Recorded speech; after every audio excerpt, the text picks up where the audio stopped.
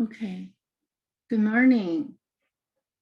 Today we're going to talk about Basic 36, which is actually a series of theorems that we're going to be review.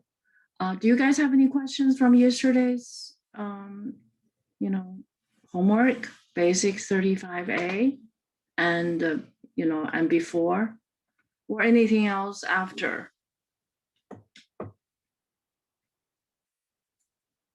Okay, basic 36. Okay, so let's look at what we have basic 36. Okay, we have talked about factoring, right? We've talked about factoring, and we see the factoring techniques are much needed in many cases. And we have done some basic factorings from time to time. But the question is, theoretically, can we always factor?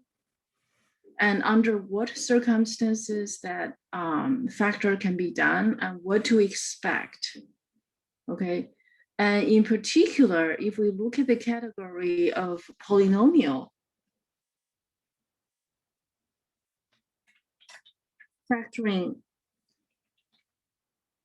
factor polynomial, right? In terms of polynomial factorings, and of course, there's linear polynomial, quadratic. So all of these, polynomials are being considered. How about factoring polynomials of any degrees, right? That's the question that has been asked over the ages.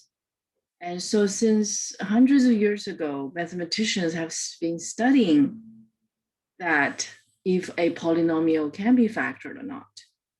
Okay, for example, so suppose I have a quadratic, right? So if a linear, we don't need to factor, right? Linear, we don't need to factor. Linear is already a factor, it's considered a factor. So we start with the quadratic,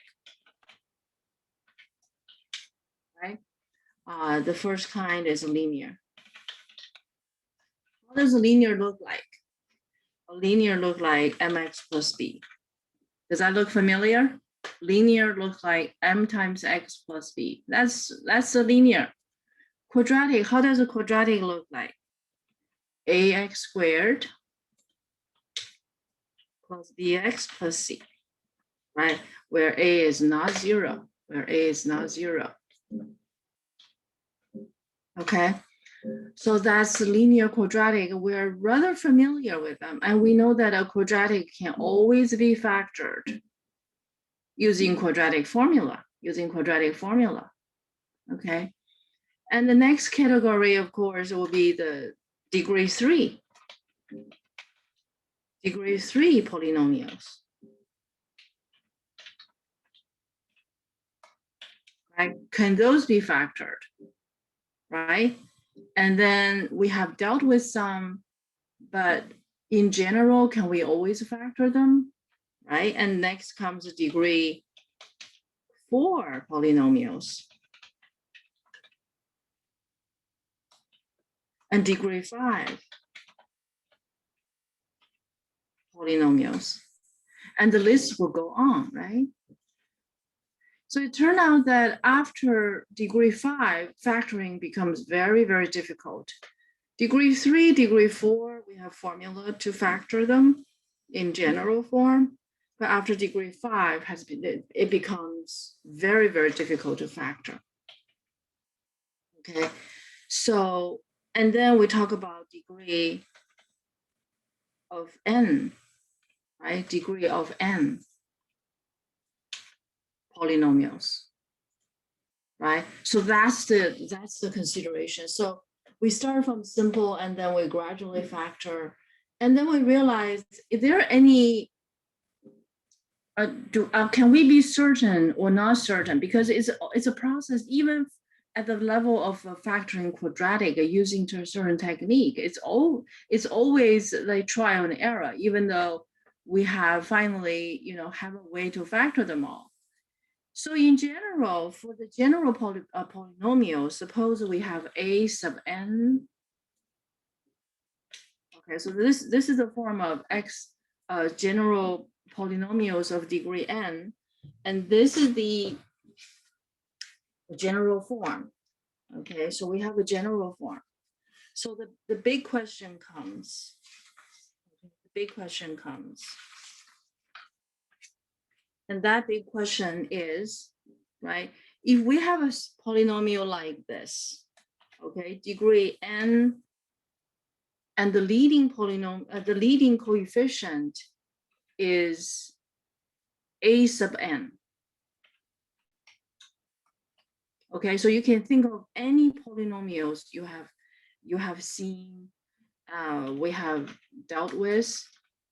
Okay, any polynomials we have seen and we have dealt with, and this is the polynomial in our consideration.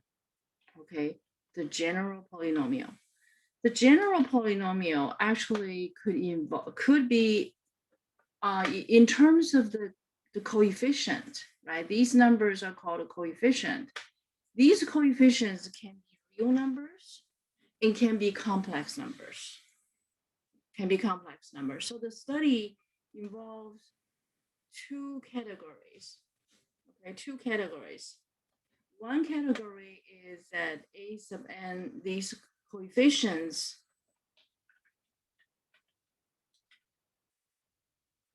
you guys know what's coefficients, right? So we have also coefficients.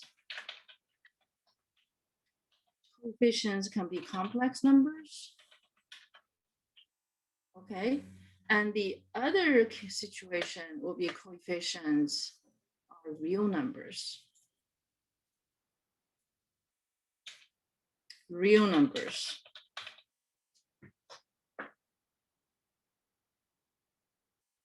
Okay, so we have discussions about all of these, and here it comes. Here it comes. Okay, the first important theorem.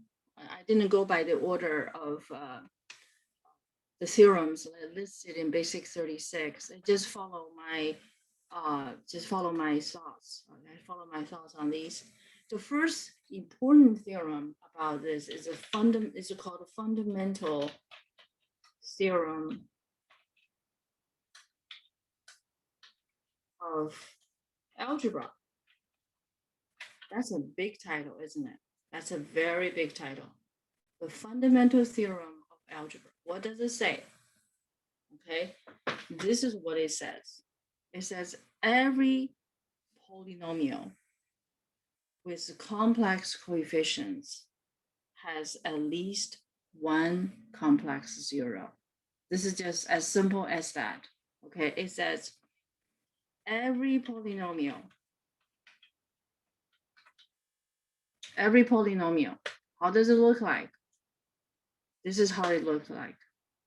Okay, we're gonna call it a name, P of X, right? So that's a function.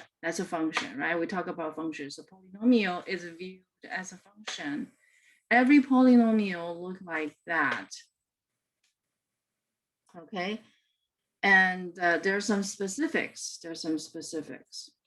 Okay, the specific, we're saying that n is greater than or equals to 1. Okay, that means the degree is at least 1. And the leading coefficient,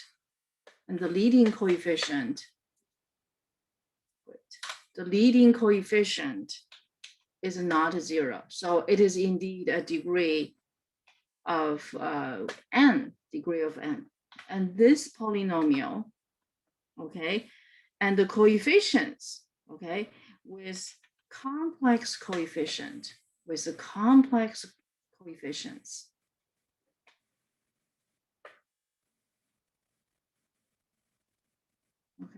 with complex coefficients.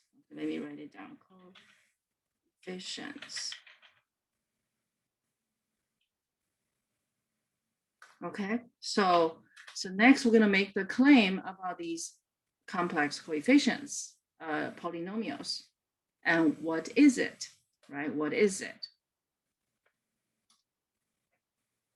Has, okay, so a polynomial like this has at least one complex zero.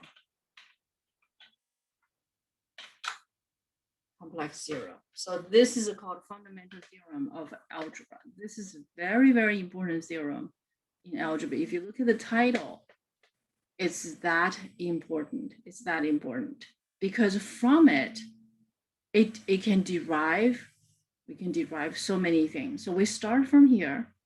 Okay, we started from, did you guys write it down?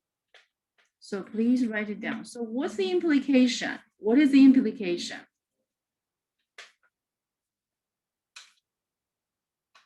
What is the implication?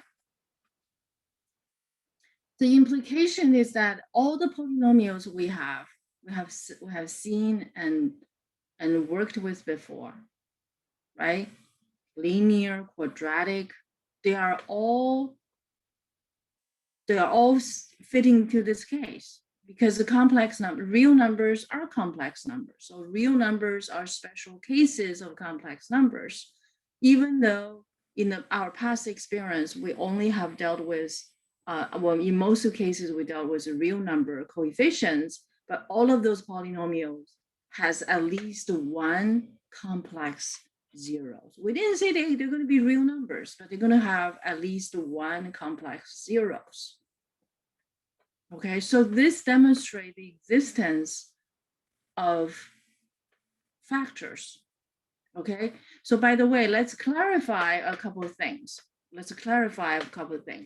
What is a zero of a polynomial? Do you guys would know what is a zero of a polynomial?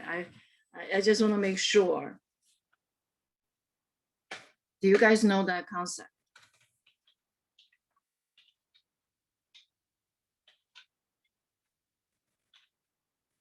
Zero of a excuse me, polynomial.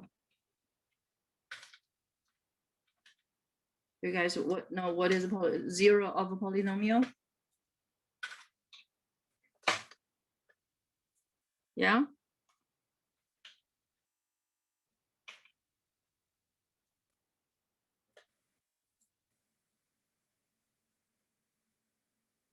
Anybody? Can anybody tell us what is a zero of a polynomial? Would it be an input that would make the whole thing equal to zero? That's right. That's it. Okay. So what it means is that if you have a polynomial, right? This is a polynomial. Okay. This polynomial is a rule. Of course, it's a rule, right? It is a rule. And there's input and there's output. Input, output. Okay. That any number that make the polynomial produces a zero output. The output is zero. Okay. That is to say, if you plug in this number, okay, if we plug in this number, okay, x equals 0, right? You plug in, you plug in this number and the output is 0, and we call this x a zero of the polynomial. Or we call it root, right? For example, quadratic function, right? Quadratic function, right? We have done some quadratic functions, some examples. Okay, let's look at an example. In this example, say we have a quadratic, right? Okay, this is quadratic. This is a quadratic function. Okay, this is a quadratic function. this quadratic function, I should write it down, quadratic function, right? We can call it, if you like, you can call it P of X. P is the first letter of polynomial, right? P of X, right? And P of -1 makes 0, right? You can try it. We should be pretty familiar with this concept, right? We just want to talk about this concept. P of 2 is 0. And therefore, we will say -1 is a 0 of that polynomial. So this is the vocabulary, and this is how we say it. Okay, and we can also say that 2 is a 0 of the polynomial. Is that clear? Okay. A 0. All right, so what does this imply? What does this imply? The interesting thing is that even though we're not going to go through the proof, right? Even though we're not going to go through the proof, and this theorem can be used repetitively. Okay, this theorem can be, applied repetitively. Okay, because for degree n, you have at least 1 0, and then if you use that 0, what can we use? What we can do with using that 0? Because this will be related to something we called factor theorem and the factor theorem, which is at the top of basic 36. Okay, factor. What does the factor theorem says? 36. Let me grab the line over here. Okay, do you guys see that on the nose on the very top? On the very top, there's a factor theorem. There's a remainder theorem, there's a factor theorem. Yeah, there's a remainder theorem, there's a factor theorem. Okay, so we'll have this fundamental theorem of algebra, and then we're gonna talk about the significance of it. Remainder theorem and factor theorem.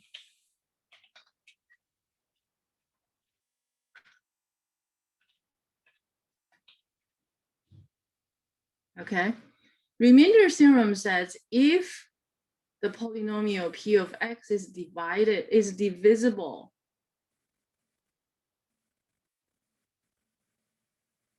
is divided, okay? If the polynomial P of X, these are very general concept, okay? I would like you guys to really pay attention, and you're going to be studying a lot of theorems like this. Well, not like this. You're going to be studying a lot of theorems in calculus. They're not the same theorem for sure, but you'll be studying a lot of theorems in calculus, and you need to be able to put them together and really try to comprehend what it means. Okay, so I try to present these theorems in a way that, in terms of method of study and in terms of how to study them in this piece, in this part. Okay, in this section. Okay, so let's look at remainder theorem. Okay, our focus is still fundamental theorem of algebra, but we're gonna review some of the other interesting. I will come back to it. Okay, the remainder theorem of polynomial is divided by x minus c.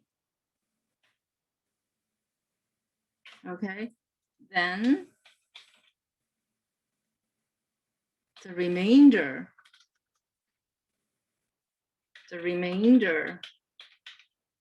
is P of C. P of C. What does this mean? What does this mean? Okay. This theorem make a connection between evaluating the function and the factoring the function. Okay, so this is how we would see it. So we have a polynomial. Okay, that's the rule. Okay, it produces output for given input.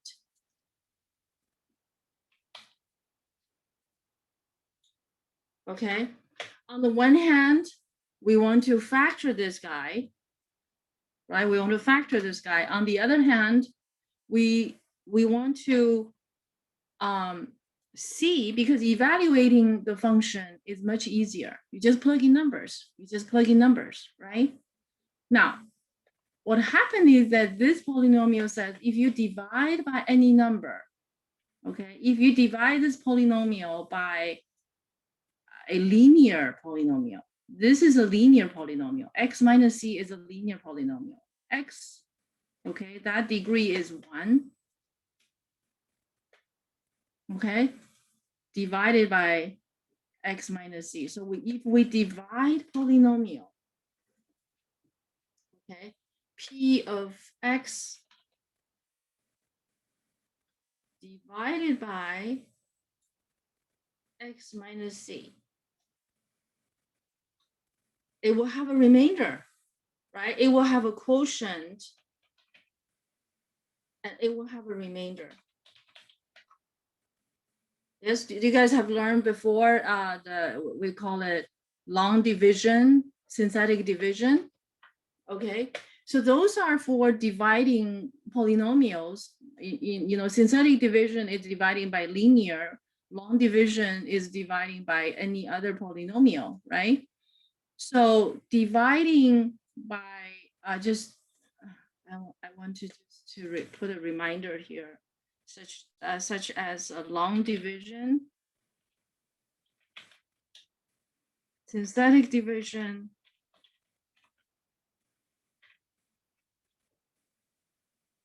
okay?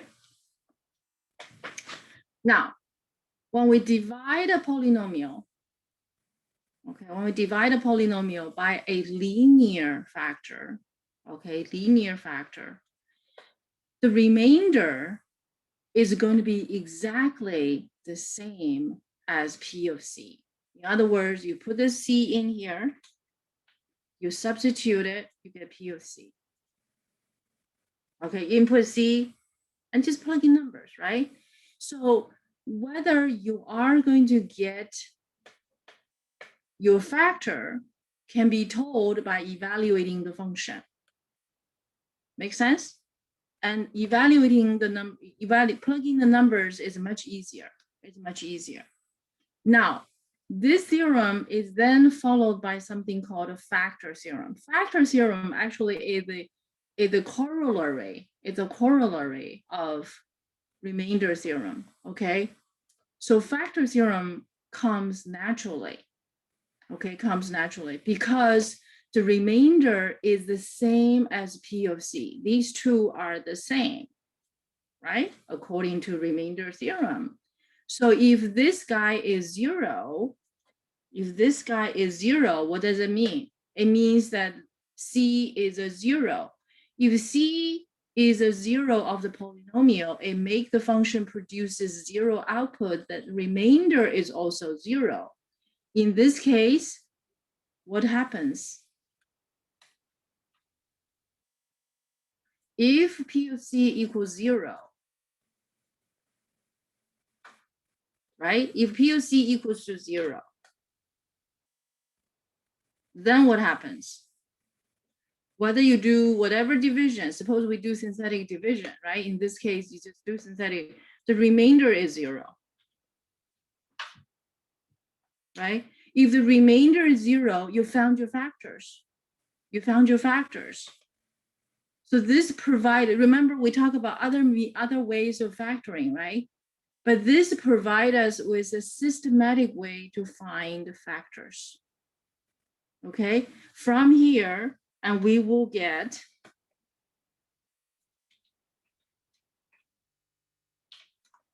Okay, P of X, this polynomial is a factor because we can multiply both sides by X minus C and then multiply the quotient. Multiply the quotient.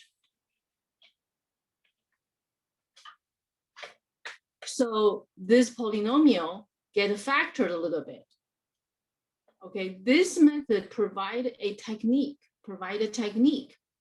See, if you can find a number, make the polynomial produces a zero output, then you have factored the polynomial, so you are closer to that factoring the polynomial completely. And of course, our goal is try to factor this completely. Combining these two, and we're going to look at the fundamental theorem of algebra. We're going to look at the fundamental theorem of algebra. Okay, fundamental theorem of algebra says this polynomial with complex coefficients always has at least one complex zero. It tells us, hey, there's one. It exists. Okay, it tells you that there's a zero. Okay, so this theorem tells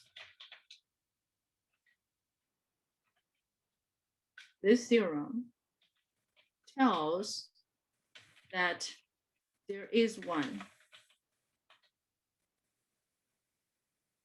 complex theorem, a complex zero. Okay, and so we can assume it is X sub 1. Right? You say there's at least one, then I'm going to say, okay, if this one exists, then I can factor it into, okay, because if I take this one, oh, sorry, use C1, I'm sorry, not X1, C1. Okay, I'm going to use the same notation, C1, because the roots are complex numbers, right? C1. And according to Factor Theorem, and if I divide the whole thing, by X minus C1, C sub 1, okay, i.e. divide the whole thing by X minus C sub 1, then because it's a complex zero, right? So I have a quotient plus remainder.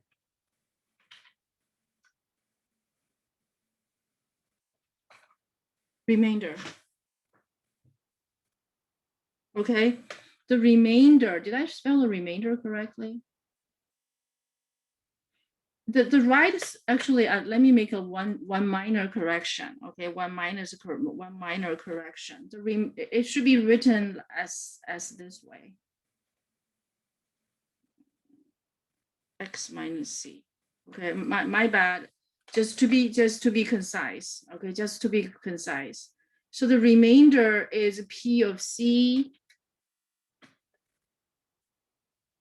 Okay, the remainder is P of C. So when P of C is 0, the whole thing is 0. And in this case, it's the same thing, right? And the remainder is P of C1. You see here, I'm using the factor theorem. I'm using the remainder theorem, right? I'm using remainder theorem, factor theorem. And because we knew there exists one, and we assume this one is C1, so we're gonna have C1 as the root, right? It's a 0, so that makes the numerator equal to 0. So the whole thing is going to be 0, right? So this is going to be 0. So quotient plus 0. And then we get to that situation right here. I'm going to use a simplified version of it. Okay, that is equals to the quotient. Okay, as a result, and we know that P of X is going to be factored in this way by multiplying x minus c1 on both sides and then multiply the quotient. So just by using this theorem. Okay, so if you have a degree n, after this is being factored 1, and this quotient will be another polynomial. Okay, this quotient. Okay, this quotient is another polynomial. This quotient, okay, quotient is another polynomial of degree n minus 1. N minus 1. Okay, if n minus 1, if n minus 1, whoops, if n minus 1, if n minus 1 is greater than equals to 1, okay, and the leading coefficient is not 0, its leading coefficient is not 0,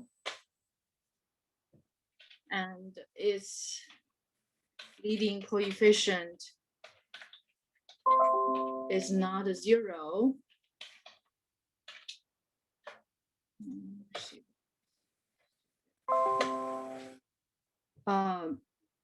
And its leading coefficient is not 0. Sorry, what's going on? All these attacks of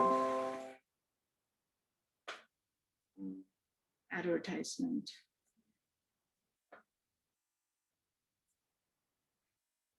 Okay. Do you follow me? Do you guys follow me? Then we can use the fundamental theorem one more time.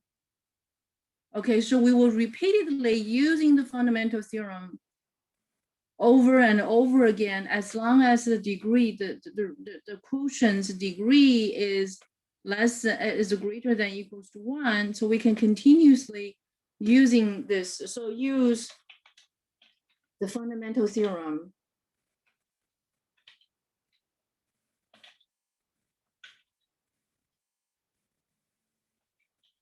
of algebra again. So we use this theorem one more time on this guy, and guess what we will get? We will get more. We'll get more factors. Sorry, we will get these. So I'm basically showing you the ideas of the proof, but not completely the proof. Okay. So because they said there is a complex, 0. So we have one factor, and if this one is fitting the solution, fitting the requirement that the degree is greater than equals to 1 and leading coefficient is not 0, and then we will have another factor, which is x minus c2.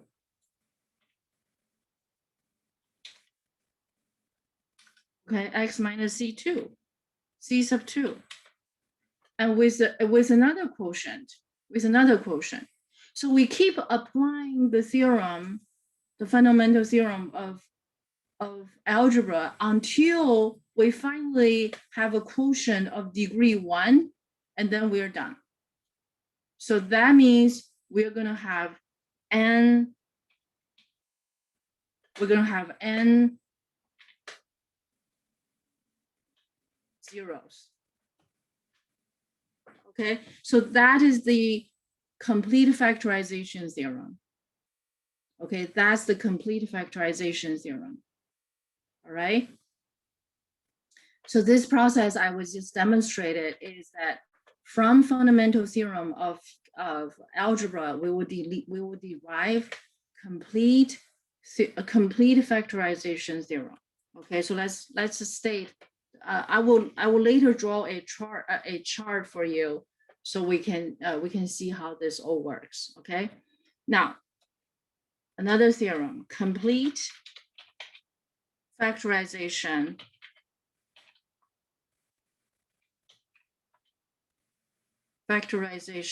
theorem.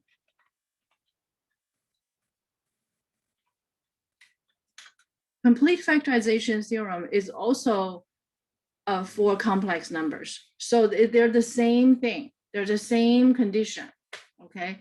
It says every polynomial with a complex coefficients, okay? Every polynomial with complex coefficients, okay? It says if, but it's just saying if the polynomial has a complex coefficient, there are complex numbers, then every polynomial with complex coefficients can be factored.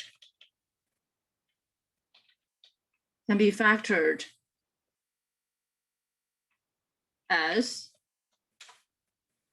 okay, so this polynomial can be factored as A multiply all of these. There might be a coefficient in the front, but this fact, it can be completely factored. Okay, so every polynomial with complex coefficients can be factored completely. Okay, my wording is slightly different, but it's really, that's what it is. It's really what that is. Okay, every polynomial can be completely factored. So all the polynomials we have worked with in the past, right? The polynomials we see in elementary algebra, intermediate algebra, college algebra, and so on and so forth. All of those polynomials, of course, most of them has a real number coefficients, but real numbers are special complex numbers. Therefore, all of those polynomials are guaranteed can be factored into this form. What do you think of that? Therefore, you can never say this certain polynomial cannot be factored. Okay. You may notice that I've been trying to not say that. Okay. Even though in some circumstances we say, oh, it's hard to factor maybe, but they can always be factored. Okay, they can always be factored because theory guarantees that. But so far, our discussions is on polynomials of complex coefficients. Okay, polynomials of complex coefficients. Okay, so let's summarize what we have learned. Okay, so I'm going to put a summary over here.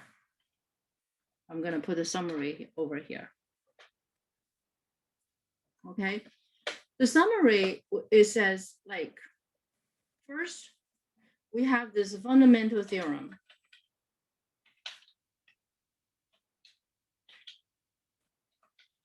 Of algebra. Okay, and this guaranteed, okay, this theorem guaranteed that there's a complete factorization. Complete factorization theorem. Complete factorization theorem.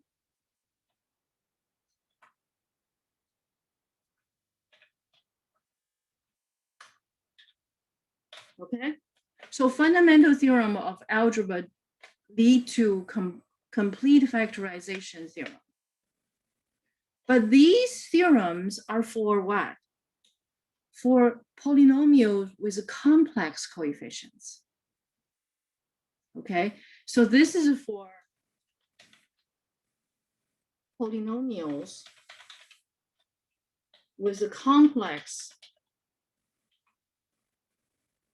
coefficient. Okay, so let me make the font just a little bit smaller. Okay, for complex coefficients. And the complete factorization theorem, of course, is also for polynomials with complex coefficients. Okay, and of course, along the way we used remainder theorem and the complex and the factor theorem as our tool. The next question is, how about polynomials with real number coefficient?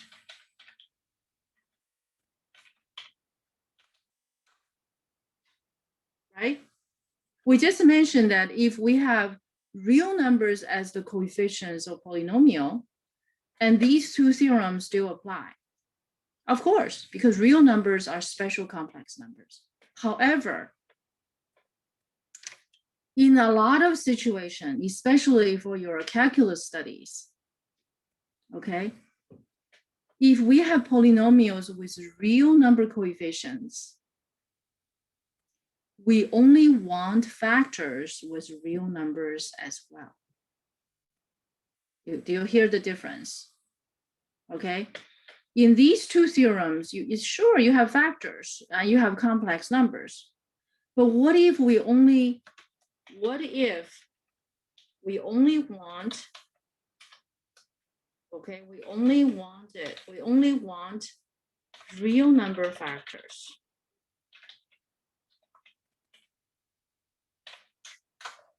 Then what?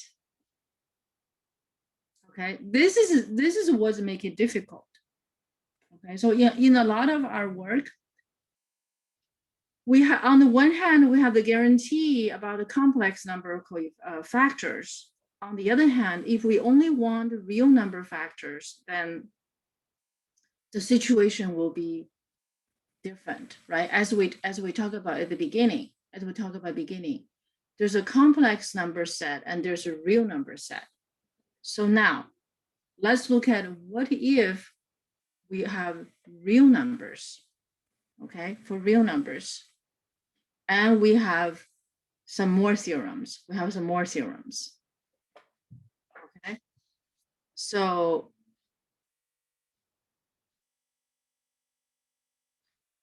a conjugate zero theorem.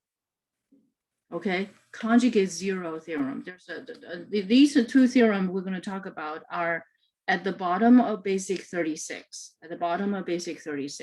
Right? So these are answering the question that we're interested in. The first one is conjugate zero theorem.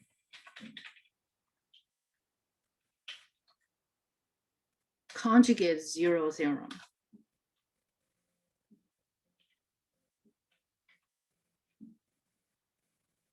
Okay. Now we will explain. Okay, if the polynomial p of x, right? P of x has real coefficients.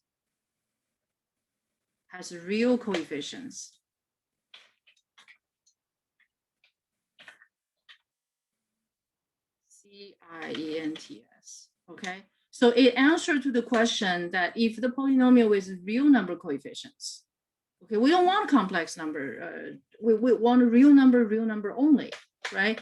If the polynomial has real coefficients, and if the complex number z is a 0,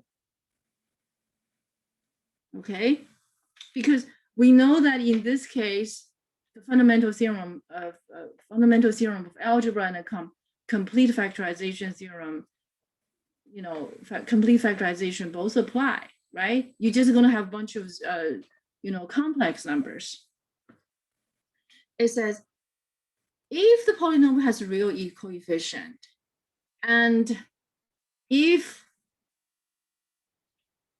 a complex number z is a 0, okay? If a complex number z is a 0, then its conjugate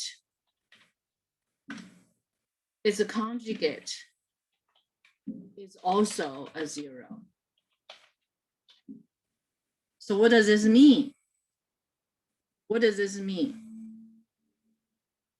Okay, so we're going to put a question mark here, because I'm going to talk about this theorem and the next theorem together. Okay. Now, move to the top. How about complex situation, right? Now, conjugate zero theorem. I'm going to put it here. I'm sure you're going to have questions. I will give you examples. Okay, I'll give you examples. And the next one is linear and quadratic factors. Okay, linear and quadratic factors. Now this is the statement. Every polynomial with real coefficients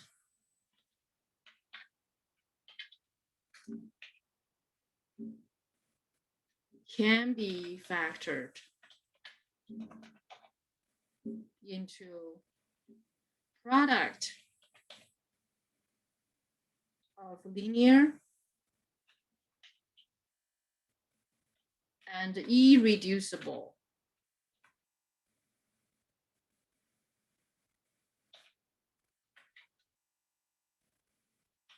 quadratic factors with real coefficient.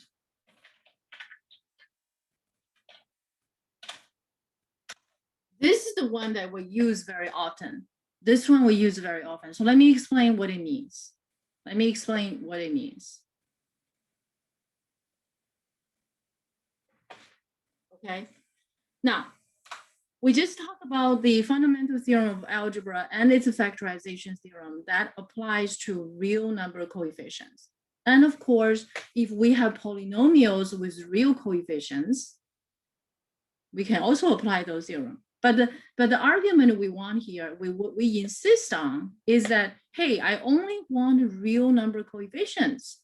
I don't want complex number zeros. I don't want a complex number, factors. Then what? And this theorem answers to that. Okay.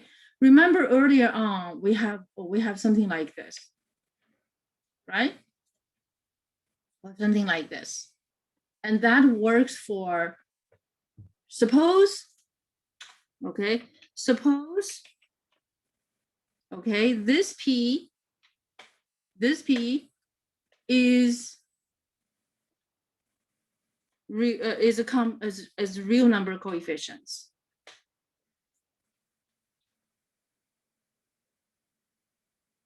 Okay, is real number coefficients. Is with real number coefficients. Okay, so we can still apply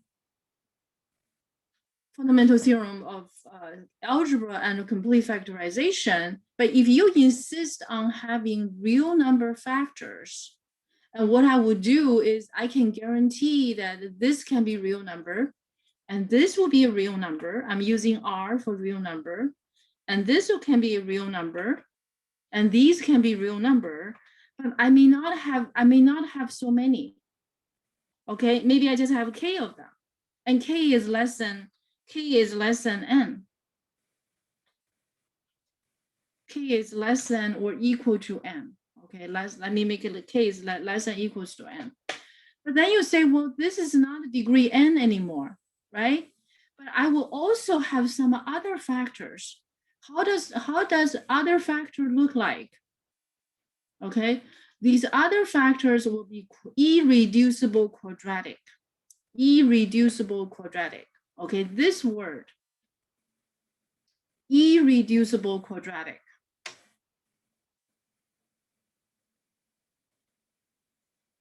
Irreducible quadratic. Irreducible quadratic look like this. AX squared plus BX plus C. Irreducible quadratic. But then you say, hey, that's a quadratic. What does it make irreducible? Right? Irreducible quadratic is, in that case, you're going to have B squared minus 4AC. Does that sound familiar? minus 4ac is less than 0. That's called irreducible quadratic. So now, so now we have the complete picture here. So if you have a real number, polynomials, right? All the coefficients are polynomials, and you only want real number factors, right?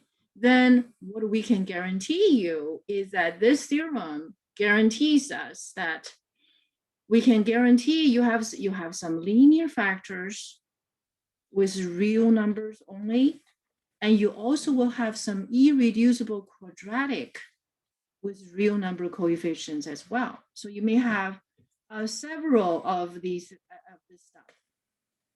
You know what I mean? Okay. You may have like a sub 1 and b sub 1 and c sub 1. Okay. And this will be a sub m, right? B sub m and c sub m. And altogether, I will guarantee the degree is still going to be n, but some of them are going to be linear real coefficients factors, and some others will be quadratic, irreducible quadratic with real coefficients. Did I explain this well? Okay, so next I'm going to give you some examples.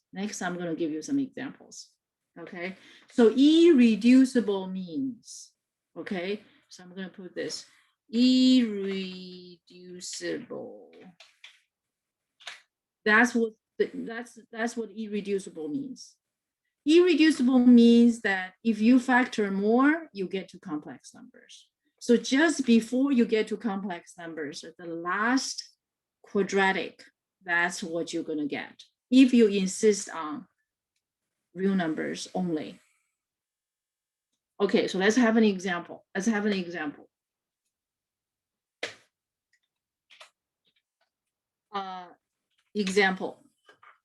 Okay, this example, I'm going to use a relatively simple scenario. Okay, x minus 3 minus 1. Maybe I use 8. Okay, this is a degree 3. Okay, this polynomial has a degree 3. And all the theorems we have here applies to it. Okay, including remainder theorem, factor theorem, fundamental theorem of algebra, and what else?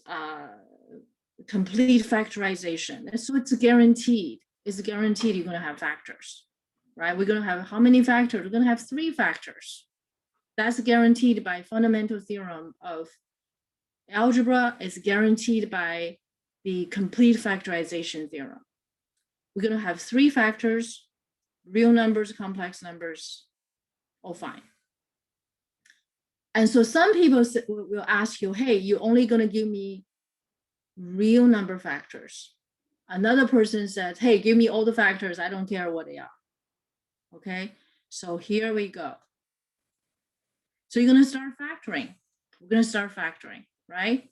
The factoring for this one, of course, we know that we have a nice formula for it, right? We have a nice formula for it. For example, I'm just going to use this software to factor it. Okay, and I'm going to shuffle this around a little bit, and this is x squared. Okay, don't worry about the formula. If you don't remember that formula, it's not a big deal. Okay, so, and this factors, okay, it's a factored. You have one linear and we have a quadratic.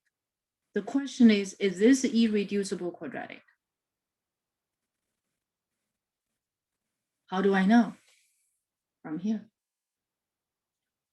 Because if I want all the factors, regardless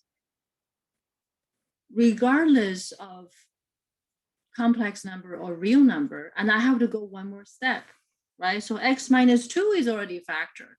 So how about the other one? I should have another 2 factors. right? So how do I get the other two factors? Right?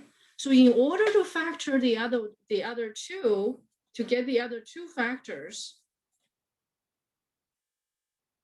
I will try everything I can. I will try everything I can. Okay, and of course, the quadratic formula will give me some clue. So what I would do is I'm going to set this equal to 0. I'm going to set this is the remainder, right? This is a remainder. I'm sorry, this is the quotient by dividing, x to the power. If you do long division, you can do that. Okay. Now, I'm going to set this equals to 0. I'm going to set this equal to 0. So what I would do, I will get the quadratic. I'll use the quadratic formula, and the quadratic formula will give me, this is 2 times 1, right? And -2 plus minus and square root b squared minus 4ac. And here for sure, I'm going to get a complex number. I'm going to get a complex number, right? Because this is, let me make a statement here, okay? This is irreducible.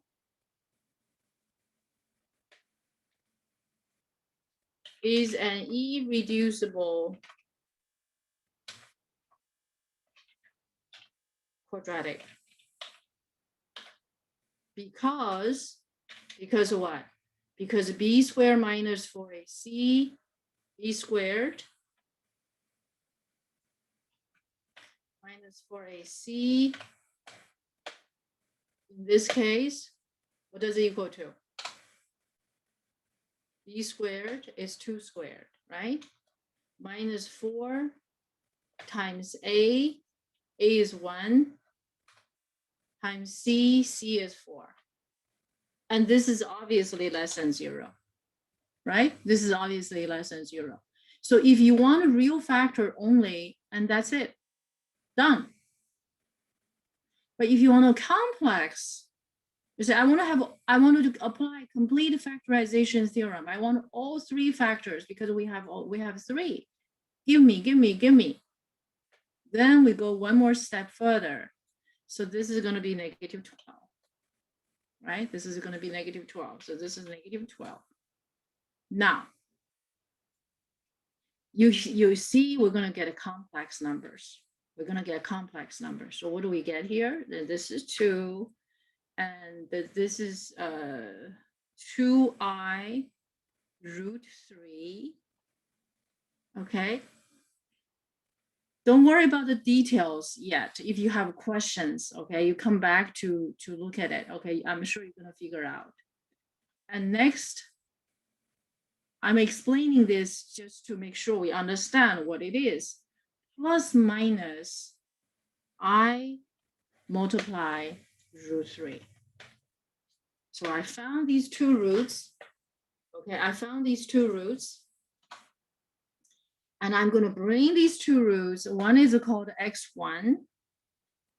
I can call them c1, really. I can call them c sub 1, just to be consistent with our, with the theorem, okay? It's going to be -1 minus I times that, right?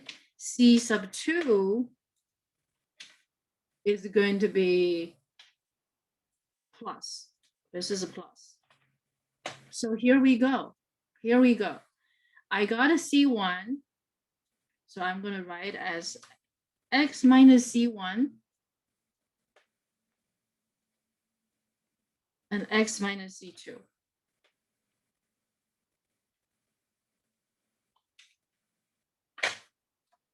So I got finally my factored form with 3 factors I can give you. Okay, C1 will be replaced by this guy.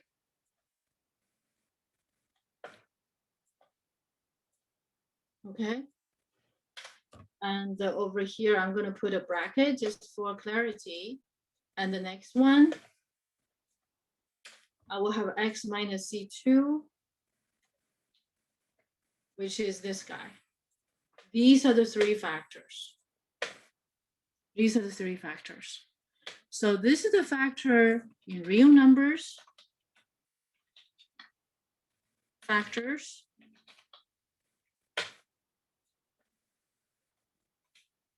complex number, complex factors. Okay. Now, look at what we just studied, the theorems. Okay, one of the theorems says conjugate zero theorem. Look at conjugate zero theorem. Conjugate zero theorem says, okay, if this is, okay, if this is a zero, okay, its conjugate is also a zero. You see, these two numbers are conjugate to each other, right? You can see these two numbers are conjugate to each other. So if this is a zero and the other, its conjugate is also zero, which also says that if you have a real number coefficients and the complex zeros always show up in pairs. Complex zero always show up in pairs. You have one and you have the other. Does that make sense? This is a lot of explanation, lots of words explaining this, because first of all, this is a review. Okay, these materials were covered over the courses. I believe either you touched it in college algebra and now in pre-calculus. So there's a lot of these things you've done, say, such as long division, synthetic division. You might have done it in college algebra or intermediate algebra, but they all were I put all these together without having to do too much work.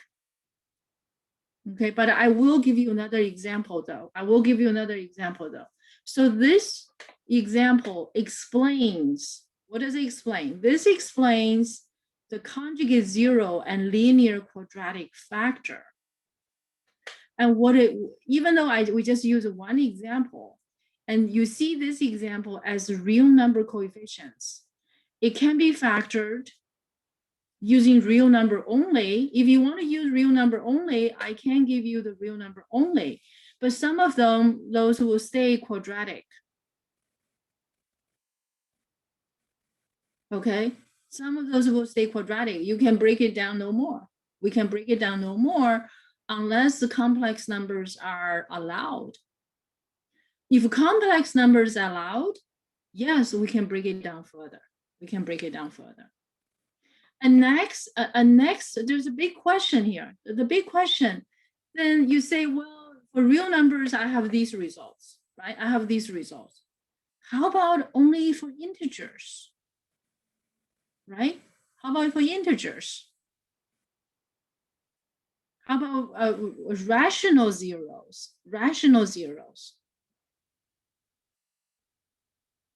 Right? Those are the situations we have mostly studied before. Recall that when we were in elementary algebra, intermediate algebra, the polynomial we factor, they're mostly just integer coefficients, right? You really work with like 1.1 x to the power 3 multiply 8.5, right? You rarely do that. I promise, I guarantee none of you have done that, right? So on the one hand, we have all these theories. On the other hand, the actual operation on these is very complicated. It's a lot of work. Okay, what do? We do have some guidelines in terms of how to find those zeros in certain cases. Okay, in certain cases. And the rational zero theorem becomes somewhat useful. Okay, so let's look at the last theorem that we didn't cover, called the rational zero theorem.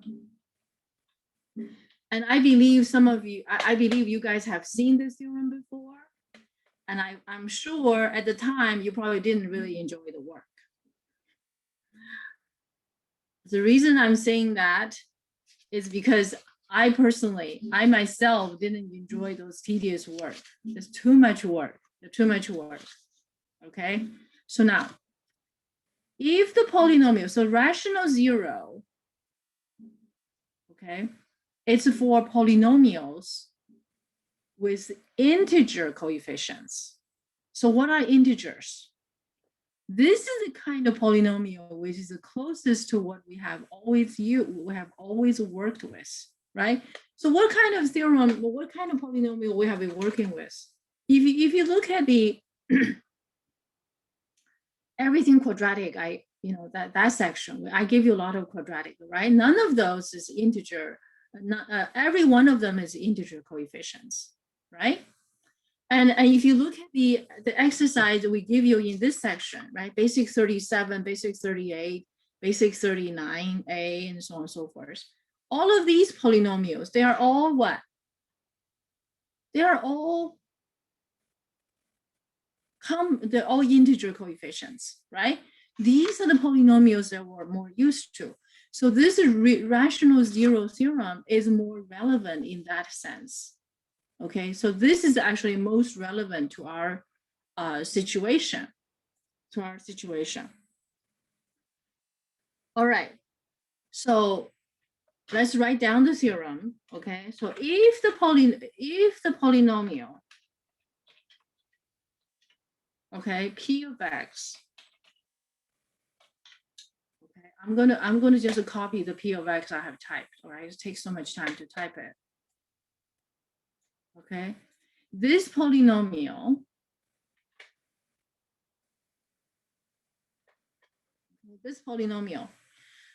has integer coefficients.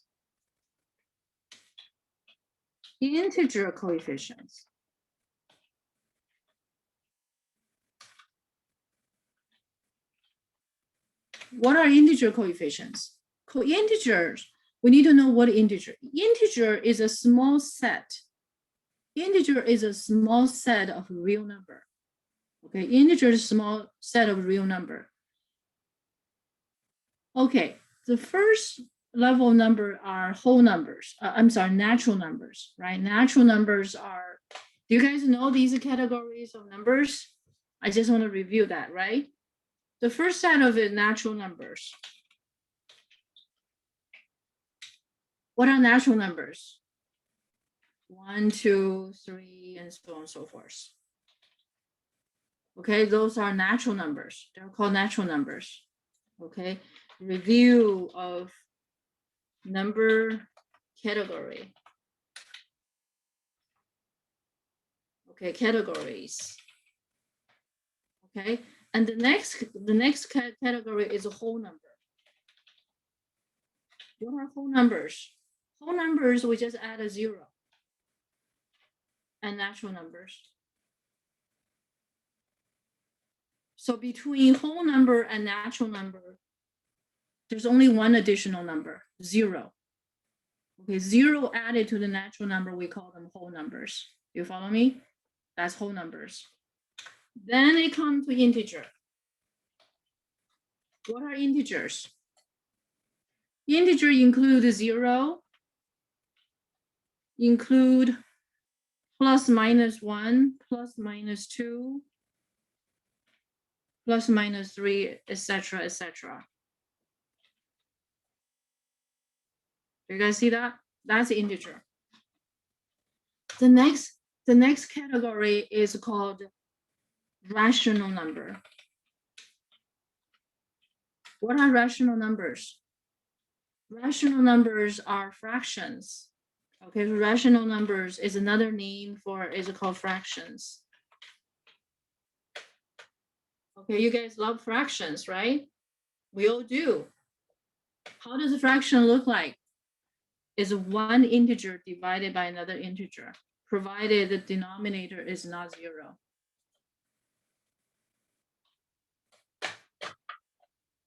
Okay, so rational numbers are those. You just take your integers, okay? where P and Q are integers, right? You can see that it's built on top of each other. It's built on top of each other, Okay, and the next category is irrational numbers.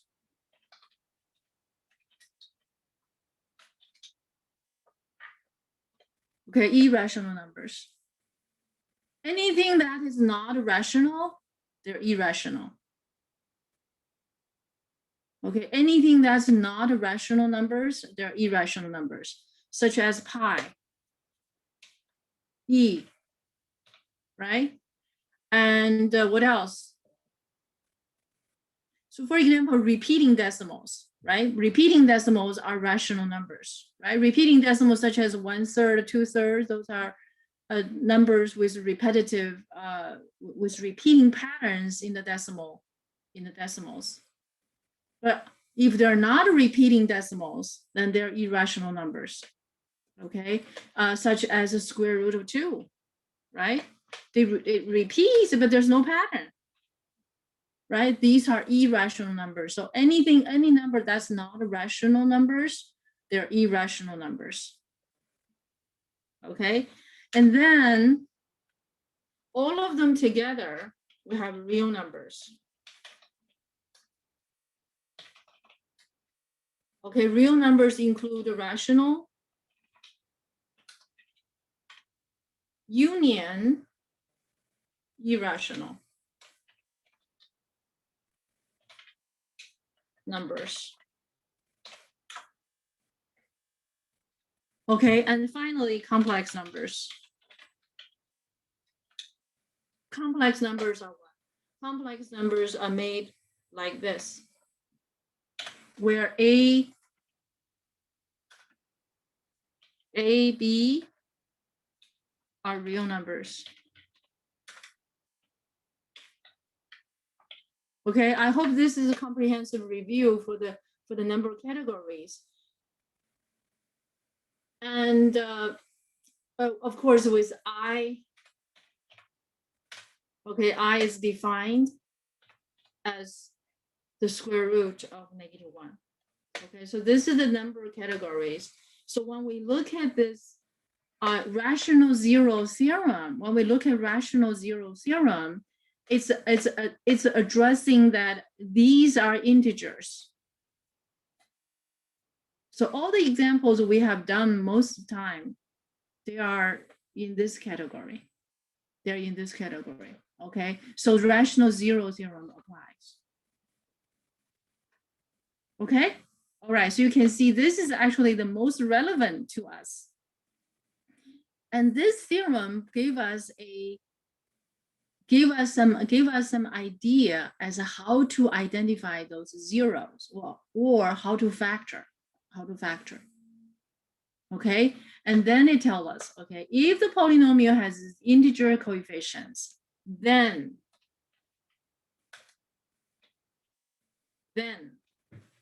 okay, every rational zero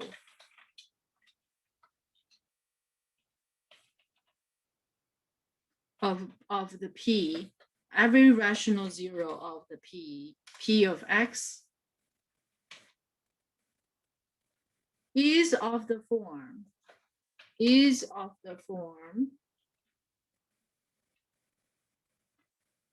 I think you have seen that, of P over Q.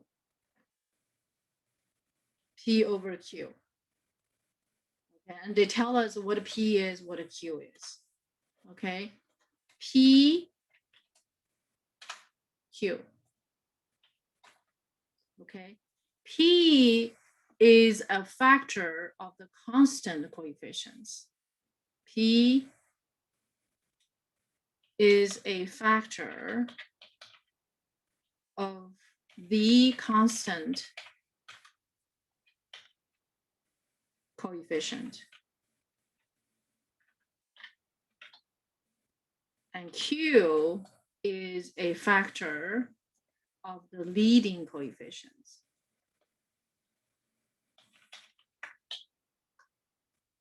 leading coefficient.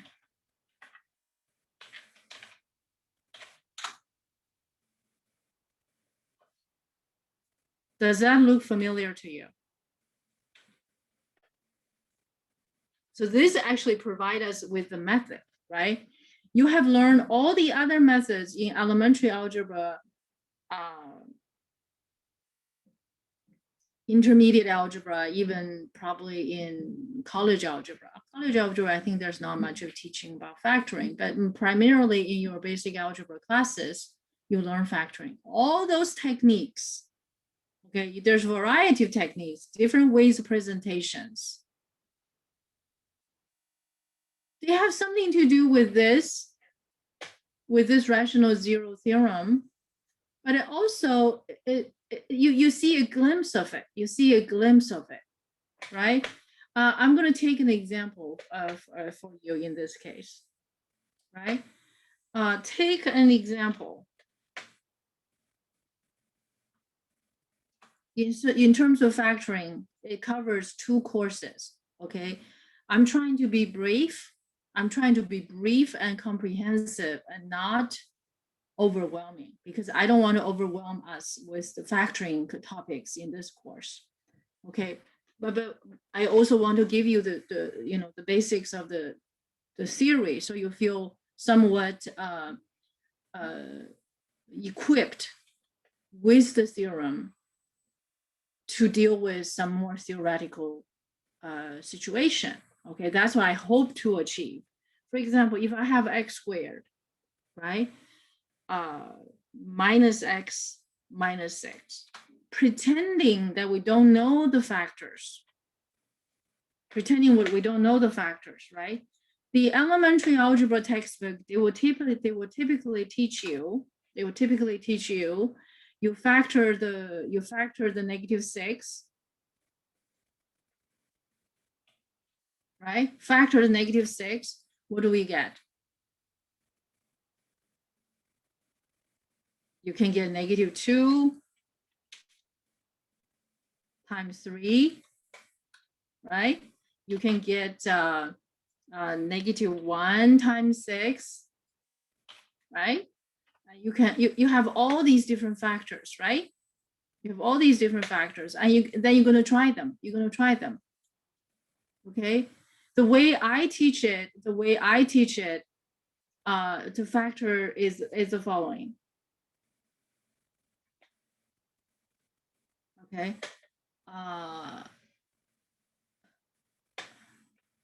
Okay, so I'm gonna show you how I teach the factoring. So you're gonna see I want you to see the glimpse of this rational zero theorem is being taught to you, but without mentioning this theorem. Okay, without mentioning this theorem. And this is how I learn it. Okay, so what you do is that I set up a board of game, okay, with 3 rows, a number of columns. Okay, and I will keep this table to the left. Oh, it doesn't do that, but anyway. Okay, so this is the leading coefficient. This is the leading coefficient. The leading coefficient is 1, right? The leading coefficient is 1. So this number 1 is going to be, I'm going to set up some boxes here. Wait, no, sorry. Okay, I'm going to set some boxes here. Okay, so this way I'm teaching this, I'm taking this opportunity to review the technique I use. And I know you have learned many different techniques, and I'm not rejecting those techniques, right? You feel free to use them, but I want to demonstrate to you how these methods how it's being evolved to our cases, okay? Under different perspective as well. Okay, so this is the leading coefficient. Remember, this is the leading coefficient, right? Q is a factor of the leading coefficients. Okay, the factor of leading coefficient. This is the leading coefficient. Co-leading coefficient is 1. 1 is equals to 1 times 1. Okay, 1 times 1. Negative 6 is equals to what? We just did the factors, right? We just did these factors. We just did these factors. There are lots of different factors, right? There are many more, right? 2 times negative 3, negative 6 times 1, and so on and so forth. Suppose I try negative 2 times 3, right? Negative 2 times 3.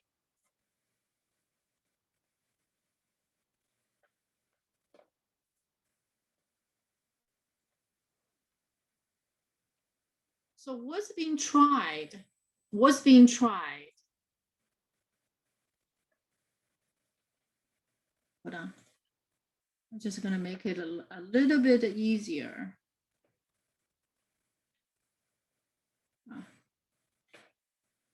To see. Okay. The technique I taught in those basic classes, in basic algebra classes, is that we set it up like this. The leading coefficient factored.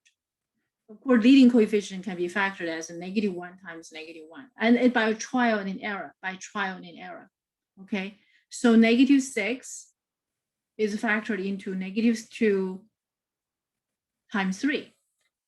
And next, what do? We're going to do the cross multiplication. We cross multiply these numbers. Okay, so 1 times -2 is equals to, so this cross multiplication will lead us to numbers. Okay, 1 times -2 is a -2. 1 times 3 is a 3. And we're going to add these two numbers. Okay? After adding these two numbers, and the sum will be here. Okay, -2 plus 3 is a +1. So this is the number to be calculated.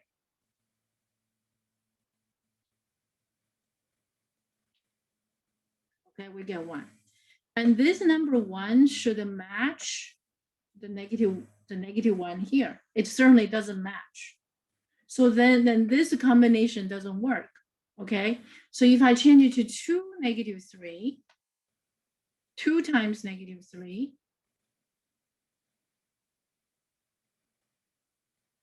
and this time it should work. Okay, 1 times 2, 1 times -3. So this is a -1. So it makes the match. Okay, and then once this -1 matches this number, -1, we found our factors, and then we're going to compose our factors. So that's how we compose our factors. Okay, so however you factor this, right? So we're going to get this number 1 times x plus 2. That's our first factor. The next one will be this number 1 times x minus 3. So our factors are found. Our factors are x plus 2 times x minus 3. Okay, how is this method developed? This method developed actually has something to do with this rational zero. It also has has a lot to do with the quadratic studies. But you can see that the part of factoring P and Q part, right? The factors of P and Q part seem to have something to do with the rational zero theorem, right? Because you're going to factor the 1, right? We're going to factor the 1. We factor the 1 into 1 times 1. We factor the -6 into 2 times -3. Okay. So this theorem basically says if you have rational zero, every rational zero, okay, it gives us a clue. You have to try those numbers. Okay, so this is the practical use of this theorem. What if we use this theorem directly? What do we use this theorem directly? Okay, now use the theorem directly.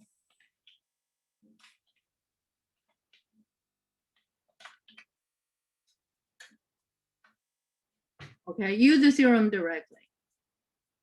Okay, and then we're going to do the comparison. Okay, then we're going to do the comparison. Use the theorem directly that we have what we have here. We have this function, right? We have this function. Pretend we don't know the factors. Of course, we already know the factors, right? Pretend we don't know. The leading p is the factors of constant coefficient. So we're going to have we're going to have some p's. Okay, what are the p's? P's are the is a factor of constant coefficient. This is a constant, right? So what are the factors? The factors involve -1, 6, 1. Let's put it in such a way, it's a ±1, ±6, right? And ±2. Those are factors, right? And ±3. Right? So these are the factors for P. How about Q? Q would be what? The factors of leading coefficient. Our leading coefficient is 1. So it's for Q, it's just ±1. If we apply the theorem directly, okay, if we apply the theorem directly, we will be making P over Q.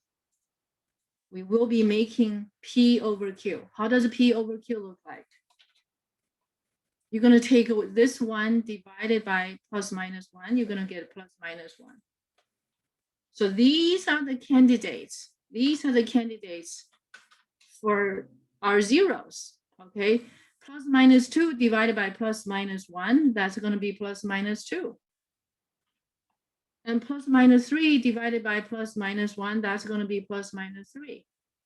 ±6 divided by ±1. You're going to get ±6. And then what do we do? We're going to take our polynomial here. We're going to take our polynomial here. Okay. And we're going to plug in the numbers one by one. P of 1. P of -1. We're going to do this for all of these numbers, one at a time. Okay, so if I plug in 1, what do I get?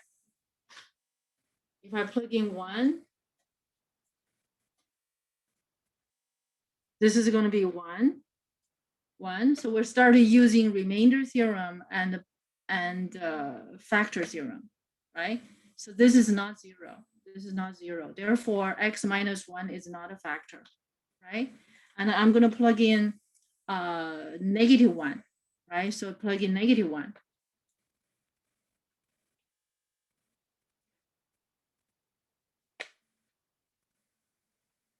Okay, so this is not a 0 either. And keep working. Okay, P of 2. P of 2. P of 2. I think is that going to make it? I don't think so. Is that going to make it? It's not 0 either. Okay, so we keep trying. We keep trying. We keep trying to evaluate because we're looking for that number that make it equal 0. Okay, does this process look familiar? I think you have seen it, right? Until we tried -2. P of -2. What is P of -2? P of -2. What does it equal to? We encounter a 0.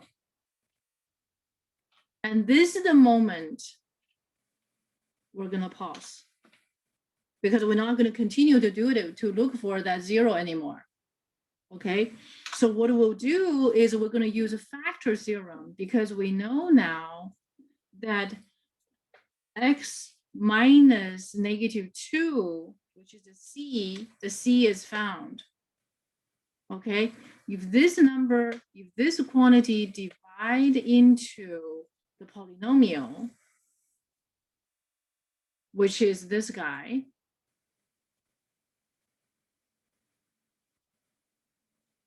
okay, which is this guy, is going to factor, is going to make a quotient equal to 0. Okay, so in this case, so this turned out into x plus 2. Well, I try to keep it short, but it's still hard to keep it short. Okay, so you're going to have a quotient plus remainder. Okay, what is the remainder? The remainder is p of -2.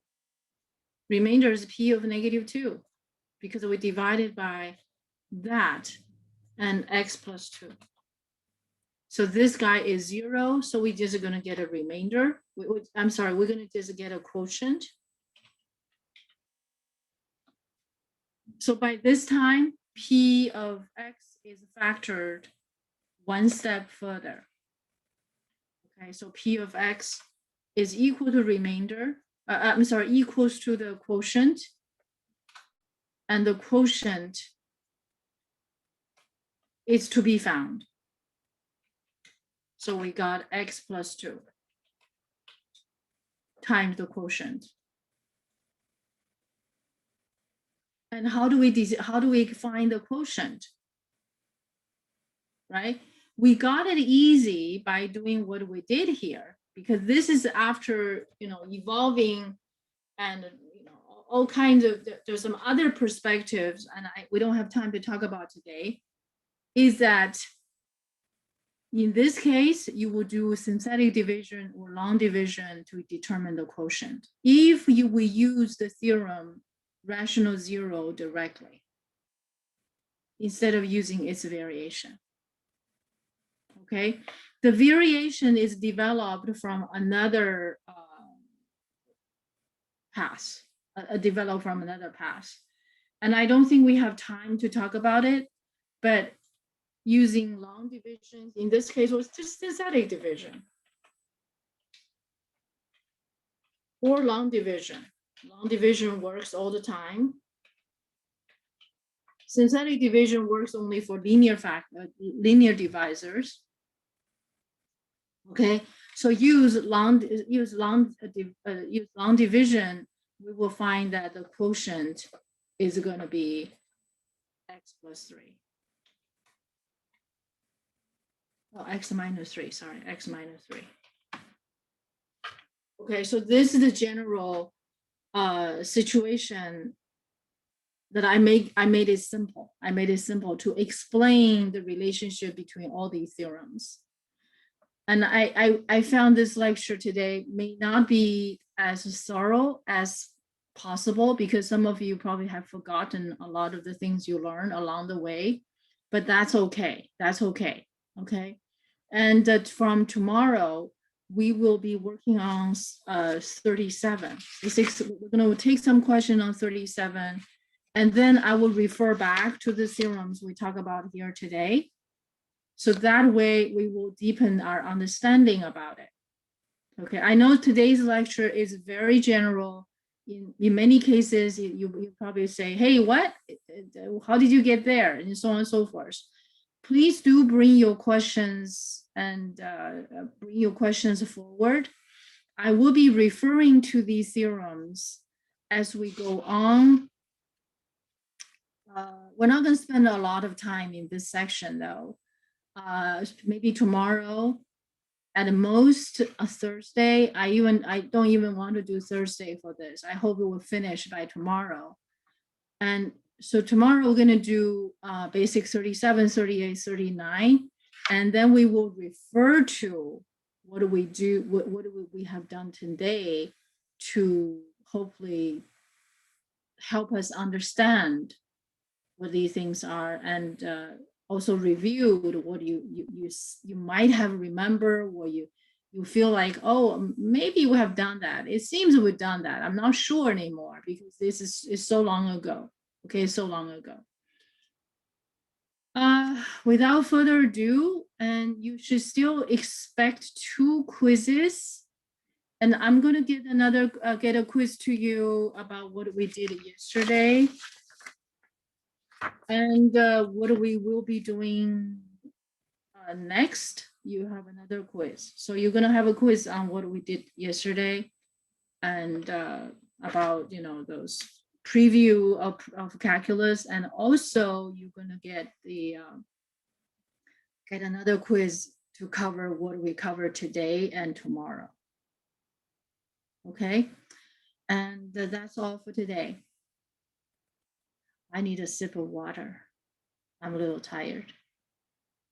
Thank you for coming. Thank you for listening. I know it's pretty trying to put all these theorems together and have a good understanding, right? But we will look through some examples. I promise you, I will do my best to help you understand the significance of all these theorems, okay? So see you tomorrow, guys. Thank you. Have a great day.